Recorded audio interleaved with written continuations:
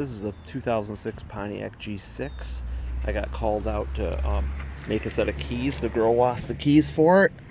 And I'm using my SSB programmer. Basically what I do is just cut a key by code off the VIN number. I have a log on site online. I can look up the key cuts of the code. I cut it by code on my van. And I hook up my SSB programmer and tell it Pontiac G6 2006, and it has a countdown feature right around 580 seconds or something like that. It programs it, so it's like a security feature. I'm not quite sure why they make you do that, but yeah. Anyways, I gotta wait the seconds, so I thought I'd do a video on this programmer I use. This is an older programmer. I purchased it off of eBay, and it does good. It programs all Fords. It programs all GMs. It pretty much up to about 2010. Now the Ford switched to the 80-bit chip, and this programmer won't do any of the new Fords with the 80-bit chip. I have to use a different programmer for that.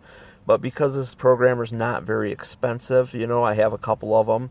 I have one on in my locksmith shop and one on each of my vans. So I like this little programmer. It doesn't do everything, but I have other programmers. So what I'll do is I'll try this first. My other programmers use tokens, so this one doesn't. So it allows me to program a lot of stuff that I don't have to pay for, and it's worth getting. I paid at the time was a couple $100, but they've really come down.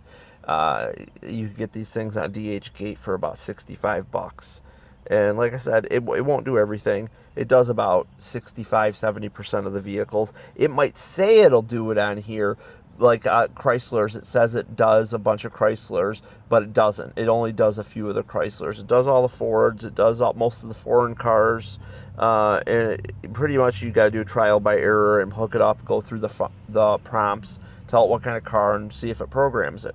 And I've done that. I've worked it all out, so I know what cars it'll program and what it won't. So, but yeah, it's a neat little programmer I use. And anyways, hopefully this helps somebody that's getting into doing computer chip keys and they don't want to spend the big bucks for a high-end programmer. You can get this. And then I have a T300 I also use for Nissans. That's another cheap programmer you could buy that works good too. So hopefully this helps you out. Thanks.